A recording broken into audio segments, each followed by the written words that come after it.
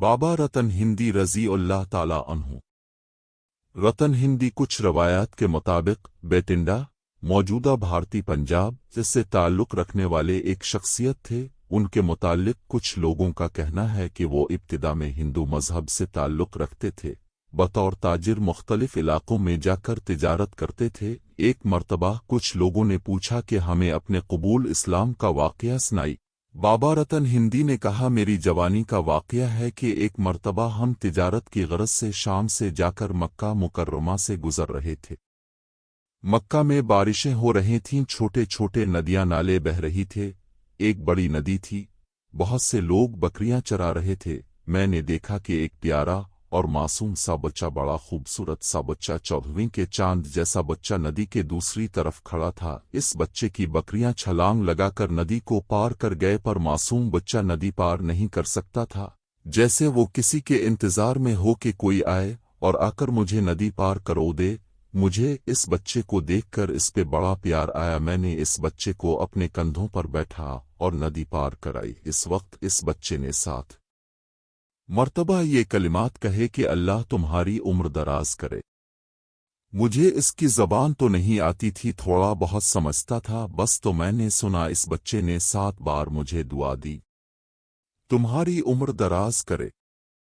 रतन हिंदी फरमाते हैं कि इसके बाद हम वापस हिंदुस्तान आए। फिर कई सालों के बाद, करीब 45 साल बाद, एक रात हम बटेनडा में आग के गिर्द बैठे थे कि अचानक हमने देखा चांद 2 टुकड़े हो गया।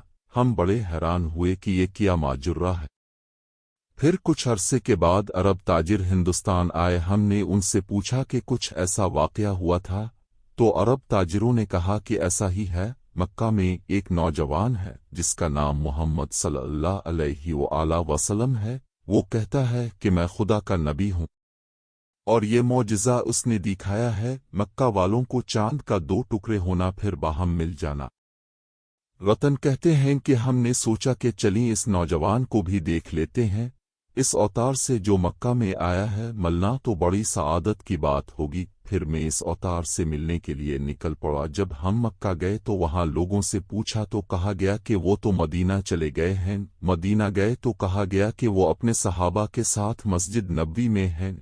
हम इसके बाद मस्जिद नबवी गए, वहाँ रसूल अल्लाह से मुलाकात की और फरमाया कि हमें कुछ मौजिज़ा की। रसूल अल्लाह ने जवाब दिया कि रतन हिंदी, किया वो मौजिज़ा काफ़ी नहीं था जब आपने मुझे अपने कंधों पर बिठाया और नदी पार कराई, और फिर मैंने आपको उम्र दराजी की दुआ दी। ये सुनकर रतन हिंदी रसूल अल्लाह के पाँव में गिर गए और इस्लाम कबूल कर लिया। कहा जाता है कि रसूल अल्लाह ने बचपन में रतन हिंदी को 7 मर्तबा ये दुआ दी थी कि तुम्हारी उम्र दराज हो। इसका नतीजा था कि रतन हिंदी 700 साल तक जिंदा रहे। रसूल अल्लाह ने जिस वक्त ये दुआ दी थी, इस वक्त रतन हिंदी जवान थे।